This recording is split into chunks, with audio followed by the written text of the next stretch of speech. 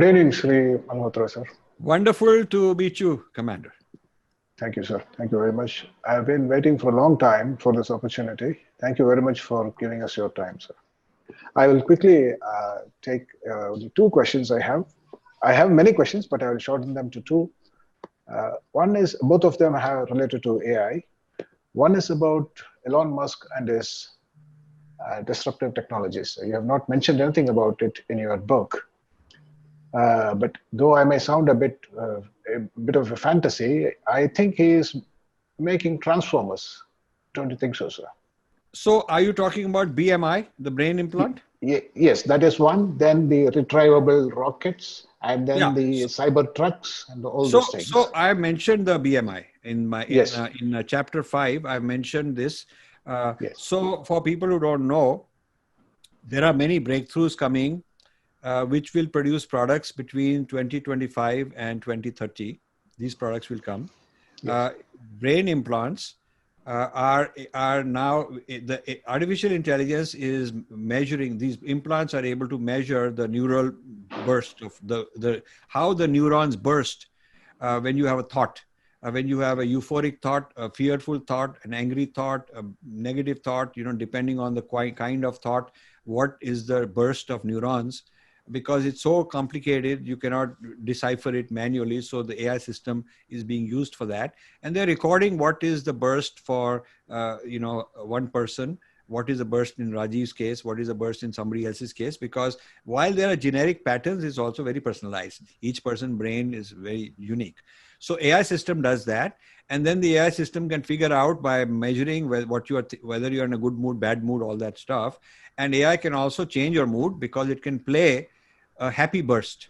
It can play the burst which will be happy for you or sad for you or not so angry for you. Or if you're suicidal, turn it into a happy thought rather than let you commit suicide. If you're about to get angry, it can figure it out. So all this mind control, mood control can be used medically for depression, for suicide, for people with bipolar, for military people with post-traumatic stress disorder, PTSD.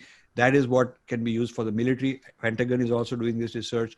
And so under this pretext, they'll get FDA approval. These things will be medically important.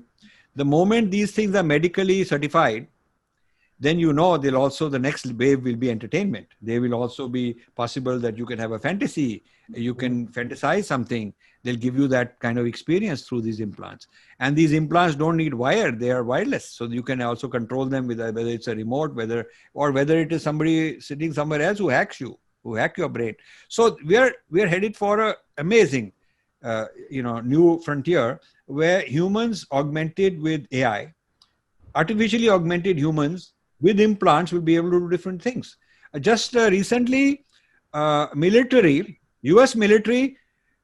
in a disclosed something. I've tracked it for a couple of years, but they disclosed something to the TV show 60 Minutes that they have now developed a very tiny implant. It is like 1-2 millimeters in under the skin, which is continuously, perpetually doing blood tests. Lot of complicated. It's looking for certain patterns and transmitting to a patch outside your body or to your phone or to some device, anything warning that you need to know. So the military is going to put it in soldiers so that they can know before something happens that this is an early warning, that this soldier needs rest or needs medical care. So this will improve the health of soldiers. So you can imagine the future of implants, whether it is blood, whether it is neuron. Initially, the technology will be augmented. It will be wearables outside the skin, wearables in your gloves, wearables, augmented reality here. So going from a laptop and handheld smartphone apps to the apps that are wearables and augmented wearables. Then next level is apps inside your body. So that is happening. That disruption I've talked about. I did not go into the details because it's already a large book and I want to write other books in the future. Now, as far as space is concerned, the reusability of space vehicles is something that ISRO should be worried about, because the economics of space is going to change in such a fundamental way that while ISRO did a lot in terms of a certain genre, a certain platform of technology did very well, now the technology is changing. Uh, uh, this Virgin Galactica is going to start space tourism. I actually have bought a seat on Virgin Galactica. When they started, they're selling seats for future civilians to fly. And so I got myself one of those seats early. They've closed now, but there's a waiting list of people who've registered and got themselves a seat. So in the next 2-3 years, when they start commercial flights, then they will start taking batches of people into space. So there's going to be a whole tourism industry which will give them the money to do more research. So whether it's Elon Musk or a few others like that, there are 2-3 major companies doing this commercial space. That's a very big disruptive technology. So I'm into this in a big way.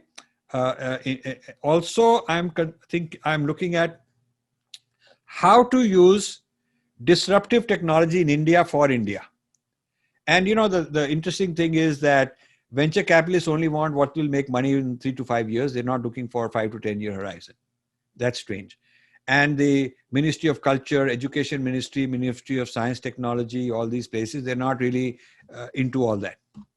So India does not have a whole lot of interest right now in technologies which are, not current generation that will give you return by 2025, but the next generation that will be from 2025 to 2035. That period, 2025 to 2035, will be a whole lot different than the period between now and 2025, which is also going to be very different. So it depends on how futuristic you want to get.